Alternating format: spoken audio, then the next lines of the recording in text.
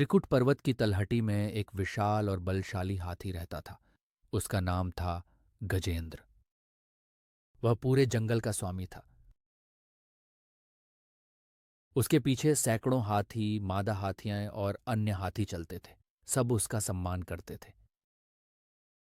गजेंद्र ऐश्वर्य और आनंद में जीवन व्यतीत कर रहा था। एक दिन का समय था जब प्रचंड धूप फैली थी। सभी हाथियों को और गजेंद्र को बहुत प्यास लगी। गजेंद्र ने दूर एक सुंदर तालाब देखा जिसमें सरस कमल खिले थे और जल शीतल व निर्मल था। गजेंद्र पूरी अपनी टोली लेकर उस तालाब की ओर चल पड़ा। सभी ने मिलकर खूब सारा जल पिया, अपनी सूंड से पानी उछाला और गजेंद्र ने कमल के फूल तोड़कर अपने सिर पर सजाए।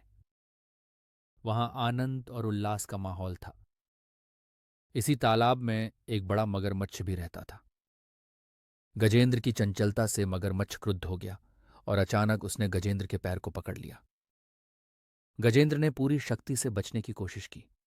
कभी तालाब के किनारे की तरफ खींचता, कभी अपनी सूंड से प्रहार करता, लेकिन मगरमच्छ पानी का प्राणी था, उसे और बल मिल रहा था। यह युद्ध हजारों वर्षों तक चलता रहा। धीरे धीरे गजेंद्र की शक्ति क्षीण हो गई। उसके सारे साथी हाथी डरकर भाग गए। जब संकट आता है तो अपने भी साथ छोड़ देते हैं। संसार और संबंध सभी छूट जाते हैं। बस भगवान ही शरण होते हैं।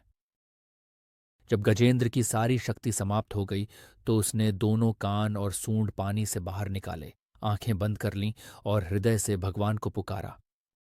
नारायण, नारायण, आप ही मेरे रक्षक हैं। मुझे बचा लो, अब मेरा कोई और सहारा नहीं है।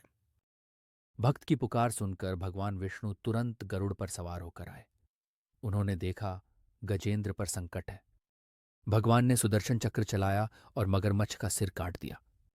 मगरमच्छ मुक्त हो गया क्योंकि वह पिछले जन्म का गंधर्व था जिसे शापवश मगरमच्छ बनना पड़ा था।